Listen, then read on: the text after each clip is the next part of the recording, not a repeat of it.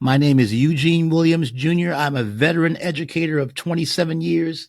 Spent 27 years in the public school systems in Virginia, Washington, D.C., and Maryland. I spent 10 years in the classroom as a high school English teacher. Spent 17 years as an administrator. Uh, that would be 12 as an assistant principal and 5 as a principal. Wow. I was also in that time. I was also during my time as an educator, assistant football coach, and a district food services director. So, you do what you have to do, especially because I worked in a lot of smaller rural systems, and so everybody in the small rural systems has 5, 6, 7, 8, 10 jobs. Yeah. You do what you got to do. Sure. I'm sure.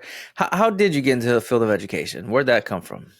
Well, my parents are both educators. God rest their souls. Both my parents, Dr. Eugene Williams Sr. and my mother, Mrs. Helen Barbie Williams, were both educators. My father was at one point a teacher of teachers. He worked for the school education at Howard University many, many years ago when I was a little kid. And then later on, he became the director of test score improvement for DC Public Schools and wrapped up his career. He decided to go back to the classroom as an English teacher in Prince George's County, Maryland. My mother, Helen Williams, was a high school teacher in Dade County, Florida for many years and was the regional language arts coordinator for the Dade County Public Schools. And before she left this earth, she decided to go into politics and she ran for mayor of Miami-Dade County and barely lost. So, Wow. just education and civic activism have always been a big part of what I grew up on and what my parents instilled in me. So growing up like that and seeing your parents being so successful in their fields of study, what influence was that? How big of an impact was that on your young life? It was huge because at a certain point you begin to realize in life that education is a family business. And you may want to escape it, but you cannot. It was in my blood. And so, when I was in high school, I was helping my mom grade the papers of the middle school she was teaching. So I was already teaching. I was already instructing Yeah. in some small form. And then having, as a little kid, watching my dad over at Howard University teach teachers how to be teachers and talk to them about classroom management, talk to them about research and all the different things that teachers needed to do back then and still need to do more of today. That just gave me the background and the motivation that I needed to get into that field. And once I grew up, I realized, I have this English degree and I have ability to connect with people of all ages. Mhm. It's a natural fit. And so I was honored to do it for as long as I did. Did you have a religious background? Yeah, well, I'm a Christian. And everybody that talks to me always mistakes me for a pastor. I try to tell them I'm not a pastor. But they say, hey, Yeah. Pastor Williams, I'm not. I get called pastor and doctor all the time, and I am neither. I have a Yeah. master's degree in education leadership, but I did, when I was in the school buildings, I was often asked by local pastors to go to churches and talk to the families. And Yeah. so we did a lot of that. So yeah, I get mistaken for that. I guess it's the way I carried myself. I don't know. I don't know. It's the way you carry yourself. It's the way you talk. Uh, you could definitely feel that sense of pastor, that sense of yeah. I I, definitely feel I it. guess that's good. My wife keeps teasing me. She says, you're 55 years old and you kind of semi-retired. Why don't you go back to school and get a degree in divinity? And Yeah. I said, let me talk to the big guy about that one first before I make any major moves in that realm. It sounds like you had such a good upbringing. It sounds like you had some good parents that helped you guided you along the way. But a lot of kids that we work with nowadays don't have that. They Not don't at have all. two And the parents in thing the was household. crazy was my parents were great parents individually, but I'm a child of divorce. Mhm. And so, the one thing I will credit them on is no matter how much they did not get along with each other, they were determined and focused to make sure that I was a well-rounded young man. And so I thank God for them. I'm sorry they weren't able to keep it together longer than they were able to, but the fact that the one thing they did agree on was my upbringing was a good thing. Yeah, and you get a lot of that today. Teachers talking about how parents aren't parenting. Parents aren't parenting. Parents aren't doing their job.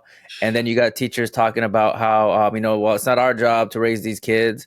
And, you're in this weird kind of I like, well, know. what do we do? What the kids are in the middle. What do we do? You're a It's a teacher. vortex, man. It's crazy Yeah. because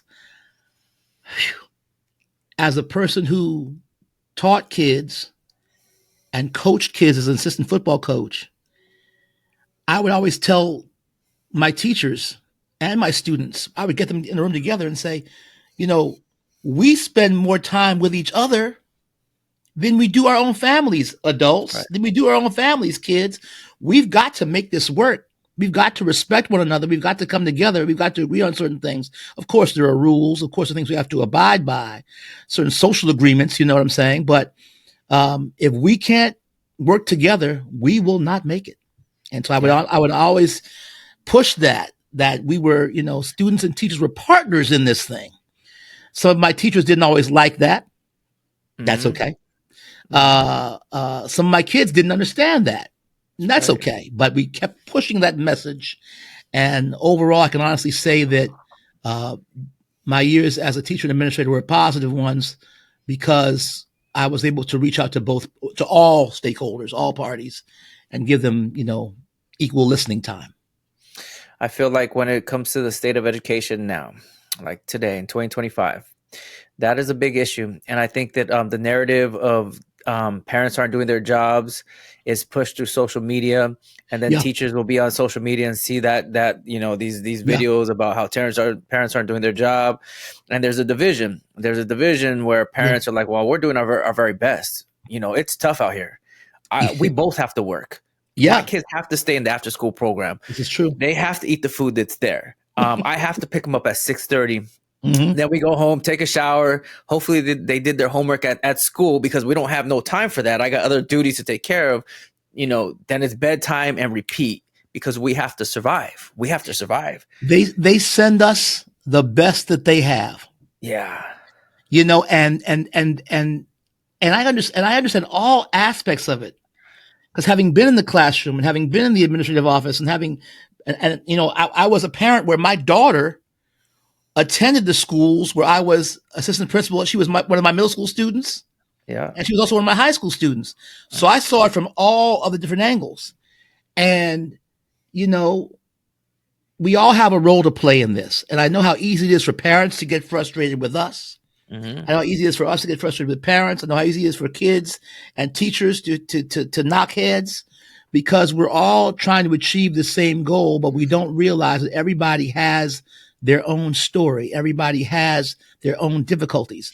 One of the things I would always tell, like I said, teachers and students, I said, listen, teachers, you don't know what that child is coming into this building having dealt with at home last night. So be Yeah. aware of that. I would even tell students, and I say, students, it's not that you need to know, it's not your business, but our teachers are human beings too. That's right. And let's everybody treat each other like we want to be treated. How about that? Right. Simple rules we can follow, kids and adults. That's right. That's right. I think that's the bottom line. I think that everybody's going through something. Yep, Teachers are struggling, kids are struggling, parents are struggling. There's a lot of struggling going on right now. no doubt about And it. and the worst thing that we could be doing is being divided. Like being divided. We're all in separate teams. We never could meet eye to eye. We never could come to some sort of common agreement like this is what we're doing here in this school, in this classroom. Let's just all be divided and angry with one another. And who suffers is the kids. The kids who are in the Social middle. media is good for that, though, Mr. Vergara. Social Yeah. media is that's listen. What I've found is now that I'm on social media and sharing my opinions about a variety of things, negativity is sexy, sadly Yeah. enough, Yeah. and it draws a lot of people in. Yeah. And so that's why I try to have when I try to give my messages, I try to talk to all the parties. And I'll have specific messages for kids. Hey, kids, here's what you could do to make mom and dad's and teachers' life easier. Hey, teachers, here's what you could do to make kids and parents like, just everybody finding where they fit in and get in there. And let's make each other's life easier. One of the things I always tell everybody at the beginning of the school year when it comes to social media, if it's not positive, why are we doing it? Like, Yeah. what's the point of getting on social media and cracking on each other and dogging each other out? What does that serve? All that happens is somebody then wants to fight you. because a lot of Yeah. these kids don't have the, emotional intelligence, not their fault, to deal with things at a different level. They're kids. And then it causes, havoc in the school building and all of that. And so we have to find ways to be positive. There are enough folks out there, enough different groups, organizations, whatever you want to call them out there, that are more than happy to find ways to divide us, especially in terms of education, because there's a group of folks out there, as I'm sure you well know, that are totally fine with public education crumbling. They'd be totally fine with that. Right. And That's so we right. have to find ways as parents who want our kids to be educated, as kids who need education, as teachers who want a society, that's honest and caring and positive overall. We got to make a social agreement and decide that we're going to work together against those forces and achieve what we need to achieve to get this country to meet all of its ideals. We know what we Yeah. say. We know what the documents say we were supposed to be about. That's right. History tells us some different things. That's right. But if we're trying to get us to where we need to be, we all need to work together.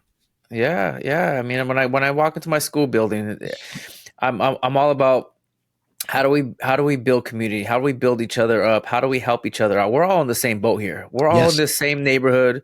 Yes. We're all in the same school. Yes. We're gonna be together for the next 7-8 hours. Let's make this an enjoyable experience where we all feel like we're being lifted up, where we all feel like we're getting better and growing, and we're taking care of each other, and we're healthy, and we're saying healthy things to each other, and just some. And this is not even hard stuff. This is No, it's not even not. like difficult things. This is not a complex idea. This is a very simple idea, but if implemented, man, things could be better. Well, you also have to remember this, though, sir. I don't want to cut you off, but I want people to think about something here. See, this whole idea of this is what I've learned. Now, maybe some people might not agree, but this whole idea of positivity and working together and finding common ground, we assume that everybody wants to do that, and sometimes we assume wrong. Mm-hmm. I love all teachers. I love all administrators. I love all students. But I do know that in each of those particular groups, it's been my experience, there are certain people who are determined to be negative. They find comfort and solace in the negativity. And so, you do the best you can with anybody from any of those different groups. But know that you work to save as many people, save and love as many people as you can, knowing that there'll always be that 5 or 10 who are content with being unhappy, sad, but it's true. Yeah, and there's nothing you do about that. Nothing. You can't save the world. When I was in the classroom, it was like, okay, yeah, I'm doing my very best. I do my very best for whatever time that I'm here, and then after that, it's time to go home and do my very best for the time that I'm at home with my family. That's it, and then repeat. Yes. Yeah. And say that again, Mr. Vergara. The people need to know that a lot of teachers, I see this happening, and I've said this on posts before. You can be the best teacher and principal in the world. You have amazing test scores. You could have great school climate. You could have all these great things. But if your home life isn't straight, if your wife has a problem with you or your kids have a problem with you, you failed. Yeah. Sorry, sir, ma'am. Yeah. You can have the greatest school in the world, but if the people who love you and you gave birth to, that you spend your life with, can't stand you, you failed. Yeah, and I don't know. I don't know how many people understand that. I think I think that people have to understand. Here's what I understand. Let me rephrase that. What I understand is that I love my job. I love my job. I love what I do, but I love my family and I love my kids, my wife, everybody more than that. Like they're number one. They're number one, right? And so when I feel like, yeah, when work starts to leak into the family, when work starts to leak into like my health, like when work starts to leak into like, man, I can't go to the gym because now I have this extra. No, work could be at work. I don't have to sit here on the computer. It'll be there tomorrow. It'll be there tomorrow, and I'll take care of it then. But right now it's gym time, or right now I'm eating dinner with my family, or right now I'm hosting a podcast and I'm not going to do any work right now. Whatever it is, whatever it is, I can't let work leak into this environment here, right? I keep it separate. I have to keep it separate. Work stays at work and home stays at home, and they don't mingle. And I commend you for that, Mr. Vergara, because that's a lesson I didn't learn till deep into my career. Yeah. As a principal, especially in small rural communities, you are the one-stop shop. You are the rec center. Sometimes you are the church. Sometimes you are the the voting booth. Sometimes you're a lot of different things. Yeah. And so one of the things that I had to, especially as I got older, realize that, everything is not going to be solved that day, and that's okay. And there may be a parent, the important things that you're trying to take care of in the course of a day, you do that. But there may be a parent that where something happened and you didn't get to call them that night. Mm-hmm. Everybody will survive. Mm-hmm. You get the first thing tomorrow morning. Hey, Miss So-and-so, this happened yesterday at 3:00. I didn't get a chance to share it with you, but Johnny and Susie were all right. But I want to let you know, so you can't say you didn't know. That's right. These are things that I think, especially administrators, have to be careful of. And administrators get a bad rap, I know, but yeah, we got to be as much as we can to everybody while we're there, but we can't be all things to all people 24 hours a day. that's And right. just like we shouldn't expect our teachers to answer emails after whatever time, we probably shouldn't either.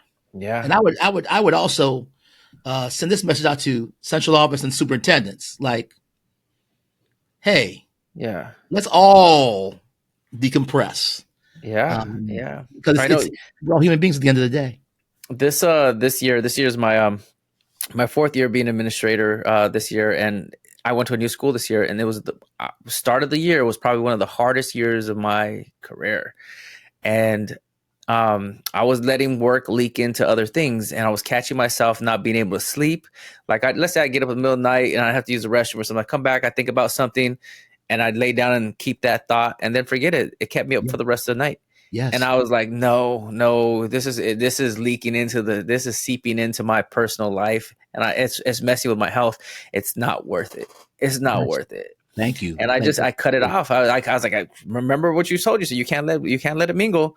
Cut it off. And I had to retrain myself. And it's hard, isn't it? It's hard, isn't it? Yeah, it is. It's very difficult. When you're administrator, there's so many plates you're spinning, so many things are going on, and there's only so much that you could take care of in a day. That's right. Right. And there's no way that if you're an administrator, I don't know where people get this idea where administrators just kind of sit there and do nothing. Anybody who thinks that has never been one. Yeah, there's no way that I could sit in my office and absolutely do nothing. And if I am in my office, rest assured, it's something I'm working on, something to try to get the building moving into forward motion. I'm not, we're not just sitting there, sipping on coffee and eating donuts. That's not how it works. So that's why I say people who say that have never actually been administrators. It's just very interesting how especially social media, how that becomes the narrative. Every group has to have somebody to blame. You hear a parent, well, these teachers aren't doing that. And you hear the teachers, well, these parents or these administrators aren't doing that. And everybody is so busy pointing fingers at whose fault it is. I wish we would spend, and I understand why we do that. But I'm saying I just wish we would spend a little more time trying to unify and figure out ways to make things better for each other. Yeah, and I think that's the key. It goes back to our original thought at the very beginning, where it's about being united. Yeah, we just got to be united. The state of education right now, it's a lot tougher. Behaviors are a lot tougher. Social media is a huge impact. You can't just leave school at school anymore. Like when we were growing up, when we were kids, let's say we got to something happened at school, we could go home and it wouldn't follow us, right? Let's say we got into a fight. Right. We could go home and it wouldn't follow us. But today, I got to a fight. Let's say I lost that fight, and now there's a bunch of videos and there's memes of me, and it got sent to Yes, everybody. And I you go know it. home, and I get all these text messages about like, oh, and the video of me getting knocked out, and the Over and memes over and of over it. again. Yeah, and I'm like, man, you guys are horrible. But if I'm the kid, I'm like, you guys are horrible people. Like I'm hurt by this, and you guys are just making this. It's a joke to all of you. It's not a joke to me. And Yep. now, social emotionally, I'm a wreck. A wreck. A wreck. Totally. You can't Yeah. function because everything you see when you go home, and the thing that I would often uh, try to help these kids understand, I said, these things that you put on social media, they're there forever. Whether it's a fight, whether it's inappropriate material, the young lady sometimes Mhm. sending pictures they shouldn't send. Mhm. Um, we just this is a very powerful tool, but we've got to find ways to use it the right way, and we definitely can't allow it to be used for evil, because if it is, then we're all just going to struggle. We're all just doomed. And I guess my biggest issue with that is, people ask me, what do you think about some of these school systems that are banning cell phones? And one half of me says, well, it's 2025 and there's technology. And the other half of me says, yeah, because they'll have the opportunity to deal with the technology at home on their own time under their Yeah. parents' supervision. But during that school time, I think a lot of the things that administrators and teachers and students go through with regards to social media would be nipped in the bud if we all decided as a nation, school's just not a place for the cell phone. And I know that's a very controversial opinion, but most people that would vehemently disagree with me probably have never served in our positions. Yeah. Like when I think about cell phones in general, I feel like it's just like it's a device that can distract you and keep you from your goals, right? Like you could sit there and scroll through your phone, and for Yeah. hours, and then you won't get to what you're supposed to do. It's like a huge distractor. Mhm. Like it just when I think about my own life, let's say like I'm supposed to read a book today. Let's say I wake up in the morning at 6 a.m. I read a book. I have my book right here. I have my phone right here. And I'm like, wow, the phone has such a strong pull to me. And if I just always pick up my phone, then I'm never going to read this book. Like I feel like it just distracts everybody from what you're supposed to You're become. right. You're right. But it's a tool, like you were saying, because I use it all the time. Sure. I use it all the time. I post all the time. I'm making videos. I We comment on all people's do. stuff. Yeah. And so it's a tool as well. But if you don't know how to use it appropriately, man, it could distract you from whatever you're trying to do. Yes. Whatever Absolutely. you're trying to do. And I feel Absolutely. like kids today, that they get distracted like that, where you're a high school student, you have a phone, man, you get distracted. And then what do you want to be? What do you want to become? Yep. Like what is it? I don't know. Yep. Do you ever have time alone to think about what you want to become or what you There want was to a do? time when you had school, we had quiet time in school, you had quiet places you could go, you could kind of just sit and contemplate and figure out what your next step would be emotionally, Yeah. mentally, spiritually. America has lost that, and to our own peril, unfortunately. But hopefully, there's enough people around that are beginning to realize the grip that the phones have had on us, and we'll try to, you know, reverse that whole trend. We hope. Yeah. Yeah, and I don't even know what the answer is, because like at Right. our school, we have these new things where we lock up the phones. Now we have these little bags. They're called Yonder bags, and you put the Hmm. phone inside the Yonder Hmm. bag, and then they don't have access to the phone, right? Right. I mean, okay, I think that's a good thing.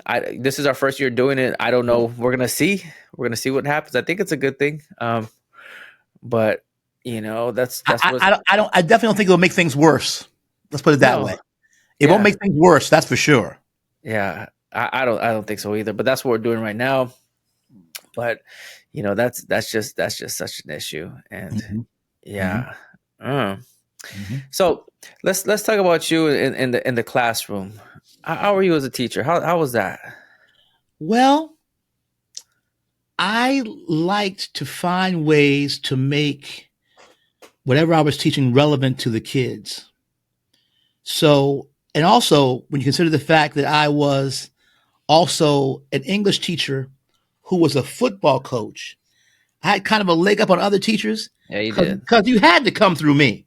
Yeah, I'm an English teacher. And then a lot of the, especially the young men who other teachers would have had problems with, okay, you can act a fool in class if you want to, but you're going to see me again on the field.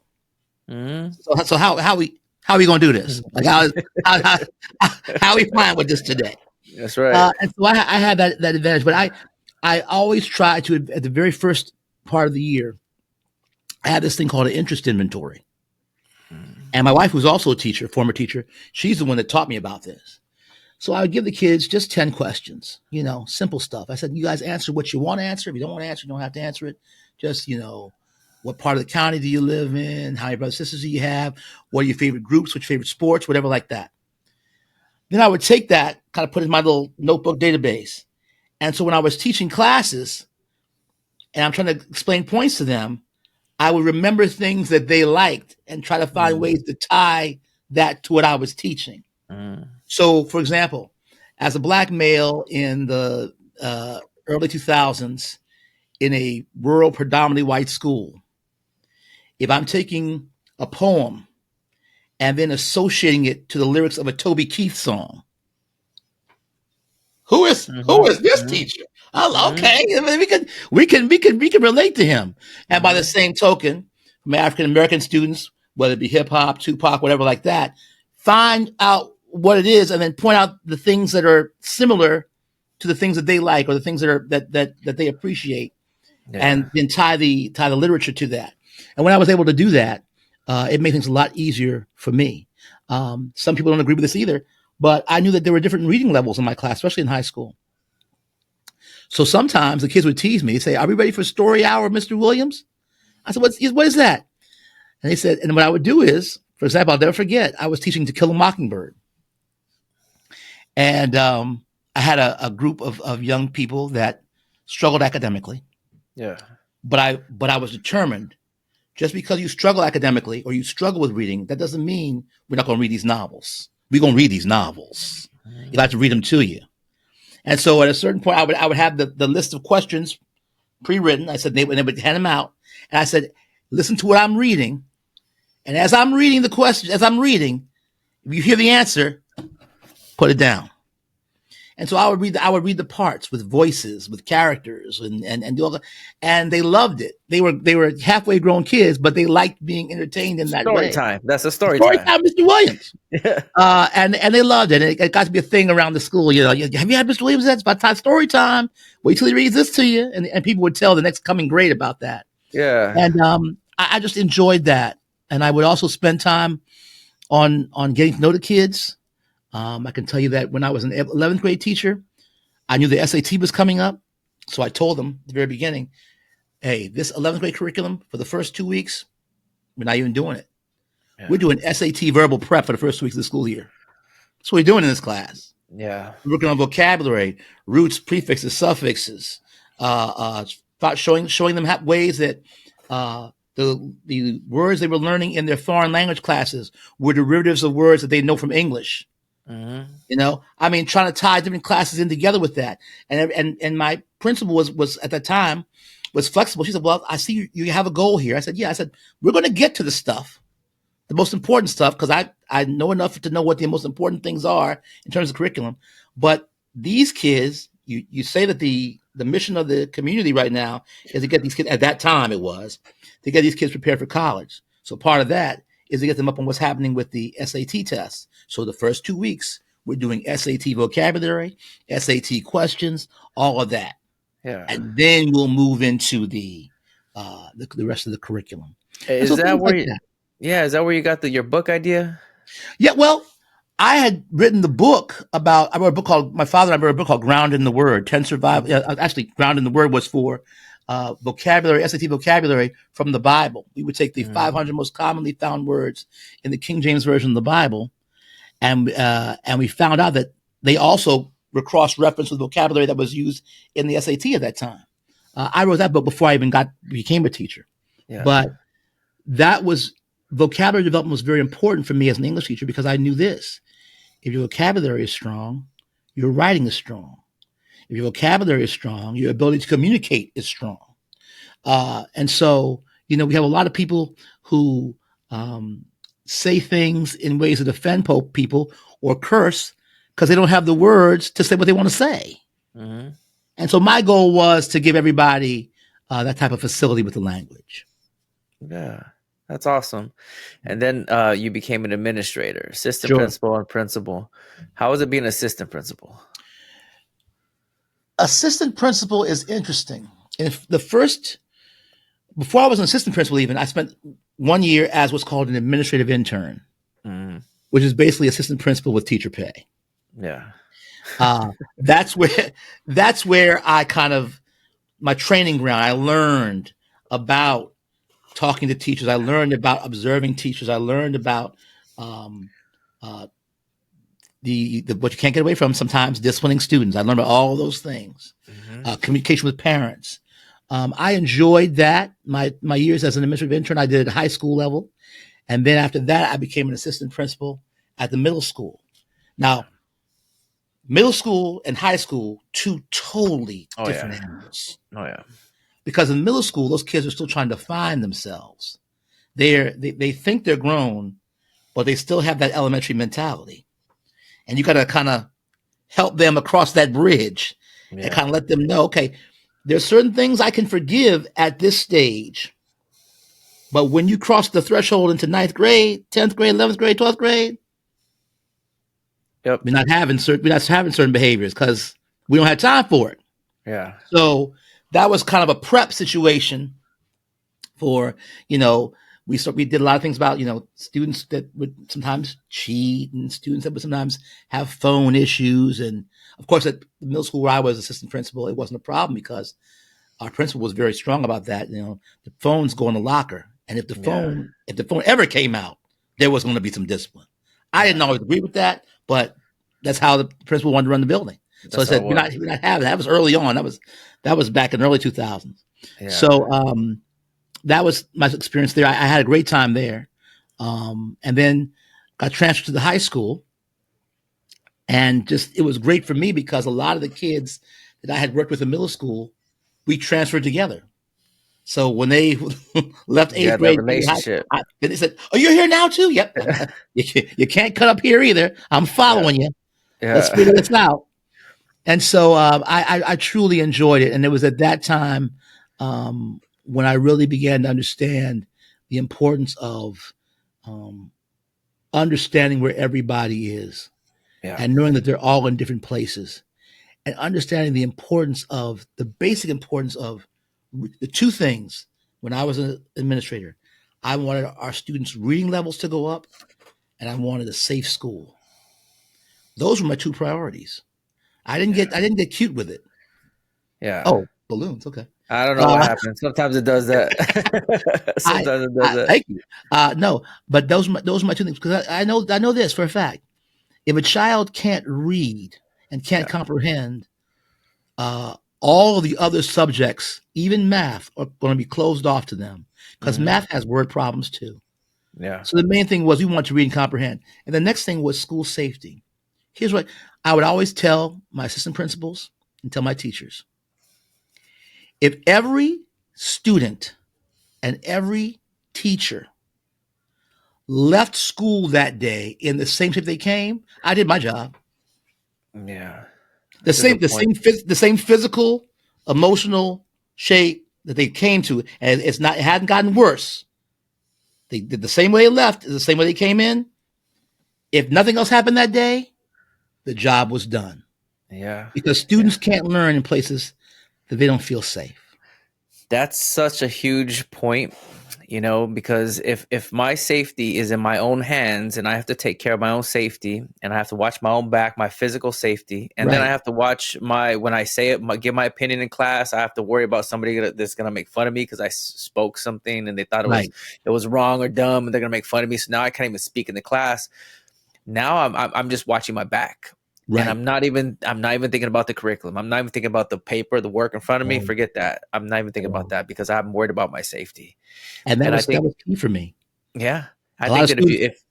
Go if ahead. students, if educators would just keep that in mind, that like if you just kept a safe environment, you're practically winning there. Like in the classroom, if you kept a safe environment in the classroom, you're gonna do well. Your kids will do well. But that also means that sometimes there are hard decisions that has to be made Yep. on an administrative level, on a district level. Um, I am not the type of person that believes in just throwing kids out of school willy nilly. I'm not, Hmm. because I know it's a tired old thing that people say, but if they're not in school, they're not learning anything. They're not there. But by the other hand, if you as a student are determined, and I know everybody has their different issues and problems, and we can work on that, and I can send you to counselors and refer you to folks for that, but you're not getting in the way of everybody else's success. That's just me. Yeah. I don't want to lose anybody, but if I have to lose one to save the thousand, Yeah. that might happen. Yeah. And I will Yeah. do everything I can in the course of being a leader to help that one, to put that one in a position to win as best I can. But the moment that puts the entire body in jeopardy, hey, That's a tough one. That's a it very is. tough one, It is. because there are some educators that are like, just send them out. You mess up, I'm gonna send you out because Right. I'm saving everybody here in the classroom. And I get Right. that. I I get understand it. that. But then my next question is, well, what type of interventions have you done?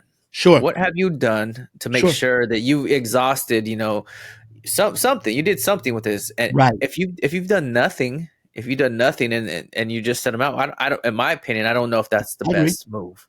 I don't know if I mean, that's the best my move. thing is, but for as an administrator, those are conversations I have with the teacher after they send them out. Yeah. I'm not gonna browbeat you about that when you're in the middle Yeah. of just trying to survive the class that day. That's right. You send Johnny out. Johnny's not. Well, he might come back to other classes, but he won't be back in your class the rest of that day at least. Yeah. And then at the end of the day or during your planning period, teach Johnny. Okay, so listen, Johnny's got to learn, right? So Yeah. what's our plan going forward to at least give him the opportunity? Now, if we put these things in place and we give him the opportunity and it's still not enough, then we have another conversation. I totally get that. And because my respect for you and having to maintain your peace of mind in your classroom situation in that moment, Johnny was up out of there, as you saw. But we need to figure out for long term Yeah. how we're going to do our best to help him. Yeah. So, Yeah. yeah, And that's the hard part as an administrator. yes, That's something that you have to work on. It doesn't come natural. no, it doesn't. It's something that you really have to work on that. And it's this weird gray area that you're trying to make sure that everybody gets what they need. The teacher Right? gets what they need, and Johnny gets what he needs, and the class gets what they need. Yes, And it's just a hard balancing act, a hard gray area, and there's it is. no easy answers. There is no It is. easy answers, There and are, there, every there are case is none. different. Every case is different. And as an administrator, it's like, okay, every case is different. You have to make sure you're doing the right thing for as Right. many people as you possibly can. And every case is different. What I found is there needs to be a level of consistency in your discipline, because if there's not consistency, even though every case is different, if there's not consistency, it'll cause more problems than not for the greater body. Yeah. So if student A sees that, well, student B can do whatever they want, and they're back in the class in 5 minutes, or they're out for one day instead of 5, and student C says the slightest little thing, and he's gone for weeks at a time, that's not going to work either. Mhm. So, at the very beginning of the year, I would have meetings with my students and my teachers and say, listen, this is the code of conduct. Doing this gets you that. So Yeah. we all know before we start. You Yeah. can do that if you want to. Cool. It's your free will. But don't be shocked. Don't be surprised. Lift your jaw up. Don't have it mouth. Don't do that. Because I told you what was going to happen. Yeah. And so as long as you understand that we can move forward in a positive way. But don't Don't and be very, and looks like be very consistent with that, so that when these things happen, at least student they can say, well, Mr. Williams gets on my nerves, but I know he's fair. Yeah. I know he's fair. Yeah, and that's what you want. You want the kids to believe that you're fair, right? You Yeah, want the teachers to believe that you're fair. I think yeah, that's super important. yeah. I think that your level of I think that the way you communicate to other individuals is one of your strong points. I Thank you. feel like the way you would communicate to your teachers. And this is the first time we met, but Right. just communicating with you, I'm like, okay, I think that's one of his strong points, and being able to communicate, as you said earlier, being able to express yourself verbally is a huge advantage. It's a huge advantage. I have to communicate with teachers because I remember what it was like. I remember I was talking to on another podcast, a teacher friend of mine who has a podcast, a teacher that I mentored, and she was talking to me about how I would deal with teachers in the office when certain things would happen. And she said, "Do you remember what you told me when you had put a letter in my file?" And I said, I didn't remember what I told her. She said, "Don't worry about it. I got letters in my file too." And I remembered I had told her that because I did. Yeah. That happens to Yeah. everybody. This whole thing Yeah. about I can't get a letter in my file. Look, if you never went astray of did you even do the job? That's my Yeah. question. Like really, because there's going to be some situations where now, Yeah. as long as you are not egregious, as long as you are not going out of your way or just totally disregarding. But people make mistakes. People have off days. Kids make mistakes. Adults make mistakes. They have off days. And so, there are times when you have to put the hammer down on kids and teachers. I'm sorry to say. And there are times when you must show grace on kids and teachers. Yeah. That is well said. That is well said. And that's hard to do. And not everybody could do it. Listen, when I left education, here's what I realized. Why did you leave? Why did you leave education? First of all, you never really leave education, but the Yeah, day because to day, the day You to said you're day, 55? You're 55? 55, yeah. Yeah, it's early.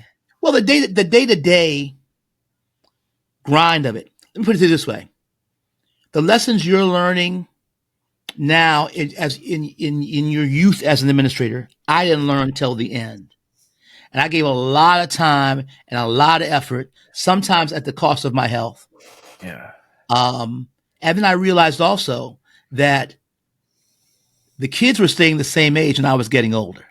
Mm-hmm.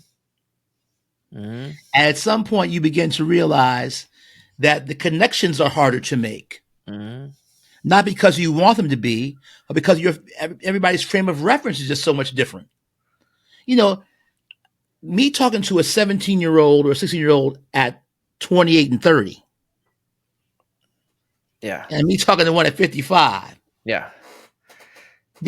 different game plans. Yeah. And so you realize the one thing I would tell teachers too, and this might be controversial too. It doesn't mean you're a bad teacher, doesn't mean you're a bad administrator, but you got to know when to get out. Some of the best teachers I ever met were the ones who knew when to leave. Yeah. And then some people stayed 40 and 50 years, and you could tell. Yeah. So, like I said, I've always been that way. I get flack from both sides on that one, but everybody's got to know their own temperament, their own time, their own whatever, their own situation. But you want to, when you feel as though you can't be everything you always wanted to be for everybody, it's okay to leave. It's okay. Yeah. Nothing wrong with that. What are you doing now? What is it that you're doing now? Things right now, kind of just resting, reflecting, doing speaking engagements, writing. I've gone back to even in my spare time tutoring the babies, tutoring little ones with reading. Yeah. I love that whole aspect of the very beginning, the phonics and the decoding of the words and all of that, and seeing where it starts. Because like I said, at the end of the day, I am an English teacher by trade, and I love kids. But I realized too how important, especially in in the recent years, how important literacy and reading is. When I look at statistics and I find out that like 54% of all Americans, regardless of race, creed, color, nationality, Yeah. money situation, whatever, are reading on the sixth grade level or below, Yeah. problematic. That's problematic. And, and like I said, I don't want to be quiet. I gotta be careful now. I don't want to get too political. I don't. But when I see some of the decisions that we're making as a country, Yeah. I'm not shocked that the reading Yeah. levels are what they are. That's Yeah. all I'll say about that because I get in trouble sometimes from my mouth. So that's all I'll say about that. When did you start jumping on social media yourself? When did that happen? Have you Oh, always been on well, social media? no, I started at first, it was just a release. It was fun. It was for the schools Yeah. because, that was a thing where at that time, I think it was like the 2010s, the 2015s, whatever like that. That was when, people were starting to, take pictures of events at schools and say, here at such and so high school, we're doing this week and we're doing this week. And so then it got to be a bigger thing where when the kids would have accomplishments, like when my FFA club would win the state award, I put that on social media. When my students, got a perfect score on the SAT, I put it on social, whatever it was, just to let the community know Yeah. that their kids were thriving. And I'm sure that a lot of school systems also use that as a kind of an advertising tool to Mhm. get folks to move to their districts and Yeah. things like that. But that's when I got it. And then after that, I started seeing folks on social media, especially teachers, sharing some very valuable opinions, and then some of them are being like real negative all the time. Yeah. And that's when I said, well, let me put some things out there to kind of counter that, and from a point of view where I see everybody's side, because I've done it. I've done all the things that I've been all the different stakeholders that the people are talking about. I've been Mhm. those. Been a Mhm. parent of a school age student, been a teacher, been a coach, been an admin. So I just, want to just keep pushing that positive message that we are not each other's enemy as different varying stakeholders. We also have to understand that this is my personal belief. There are folks who are outside of the realm of what we do that are enjoying this Oh yeah. discord that we are experiencing right now. Oh yeah. And we're just feeding into that. I did a post the other day though about, we talk about teachers, what's your why? And it's okay to realize that Mm. sometimes you don't find out your why till you're finished. When you go to a Food Lion or a Walmart and you see a student that's shopping and they say and they have their college sweater on, the college they're attending, and or they're wearing their fraternity paraphernalia, and you realize, oh, we're members of the same fraternity. I taught you in high school. And they say, hey, coach, how you doing? How's it? What's going on? And you say, oh, how's your life going? Well, I got 2 kids, and I got this degree, and I'm doing this, and I'm doing that, and I'm raising these babies, and that's the why. Yeah. You might not find the why while you're doing it, even, but when you see the fruits of your labor, that's the fun part for me at this stage in my life. Yeah. I mean, it's such a taboo thing to say. Like, remember your why. That- Yeah, that's yeah, such a and I taboo to get it. say. I get it, man. I Yeah. listen. There are so many things that I think we could do differently as administrators. I don't mind the remember your why. Just don't use it as a bludgeon to make people feel guilty about feeling the way they feel. Like, stop Yeah. doing that. That's Yeah. one. You know, And then go ahead. go ahead. Go ahead. Go No, ahead. and then the whole idea about um, uh, people getting upset with each other and getting angry with each other, and administrators aren't this and aren't that. Listen, everybody's different, and not Mhm. all administrators are bad. And sometimes teachers, when the administrator came at you, you know why he or she did it. Don't act like you were Yeah. blameless in that situation all the time. Let's just be honest with each other. Yes, there are some administrators out there who are pains in the tuchus. We all know it. We've all worked for them. And Mhm. there are some of us as teachers that did some wildness, and we have to be held accountable for it. And like, Man up, woman up. Like, understand that. Like, on all ends, on all ends. But you have to be careful of the audiences you say that to, because everybody takes things personally and gets in their feelings instead of understanding what you're trying to say. Yeah. Yeah. Back to that remember your why stuff. I always remember my why. I always, and everything that I do, I know why I'm doing it. I just Right. don't do things just because. Right. I just don't decide like, oh, I'm just no. I know why I'm doing. I know why I'm taking care of my health. I know why I'm trying to eat better and work out, because I want to Sure. see my future grandchildren Sure. graduate from college. So Sure. that's a long time. So I need to live, right? Sure. I know that when I'm in schools, my why is that I want to help the students with the most difficult behavior. I want to let them know that you can make it as well. You're Yes. good. You're good. I don't care what other people have been telling you. You're good Right. and you can make it. And Right? I'm glad your teachers like you were there, because the hardest thing for teachers to do, and it shouldn't be hard, I would tell people, start everybody off with a clean slate. Until they've wronged you, they're perfect. Just Yes. start from that point of view. Yeah. Clean slate everybody, and you'll be surprised the progress you'll have with students that everybody else has given up on, because you Yeah. came there with an open mind. That's correct. So. Well, we're right here, Mr. Williams. We're right here until the end of the podcast, right here. Oh man, this has been Yeah, fun, time sir. flew. Time flew, man. This has been Time fun, flew. sir. I appreciate all you're doing, and I love your posts, and I love your passion and what you give to the young people. So you keep Well, doing it. before you go though, I want you to drop some dimes on us right here, some wisdom. I Okay. always ask my guests. I always say, what are three or so tips that you could give to future educators? People that are going to get educated, these young educators, they're jumping in the field right now, and they see the social media and they hear what's going on, and they hear all those things that are being said about being an educator, being a teacher. Mhm.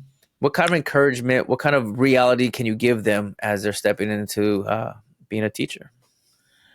I'll say, I'm not sure if it's encouragement, but I think it's just real talk to them.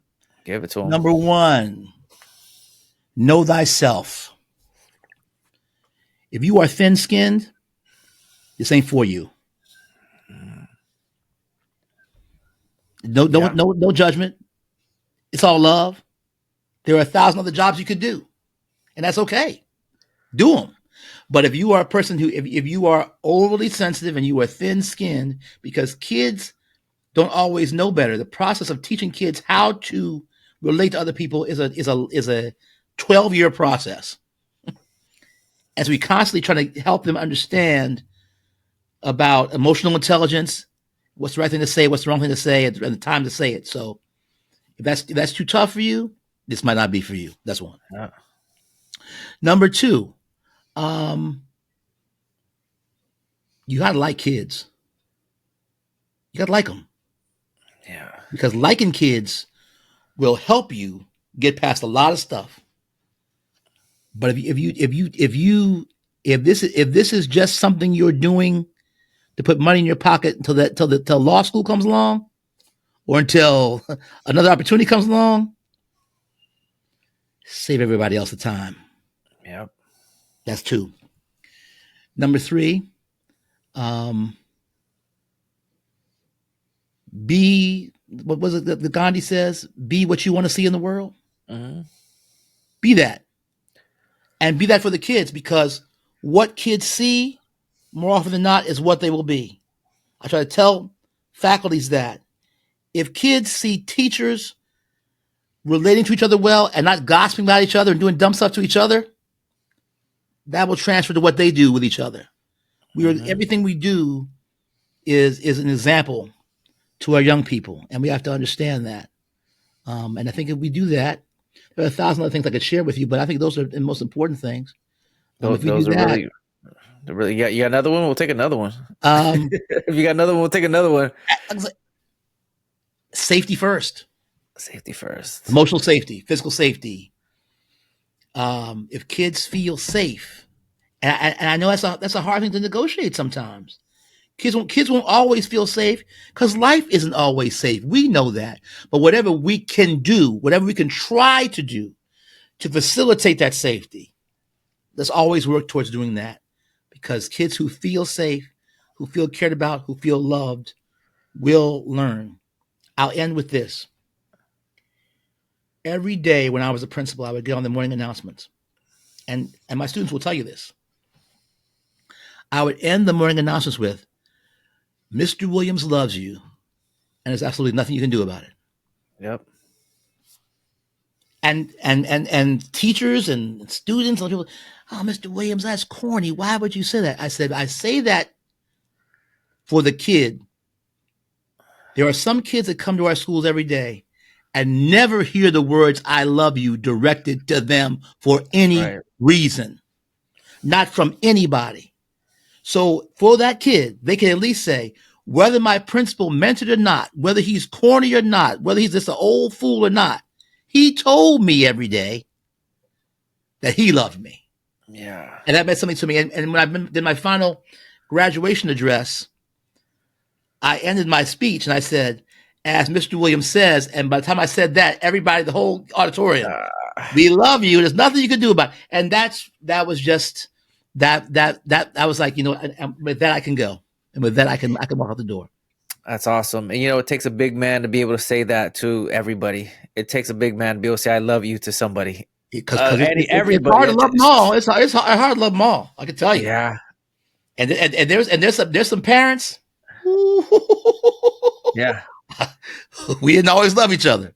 Yeah. But we understood that what I was doing was what I thought was in the best interest of developing their young men and women. And so they respected that.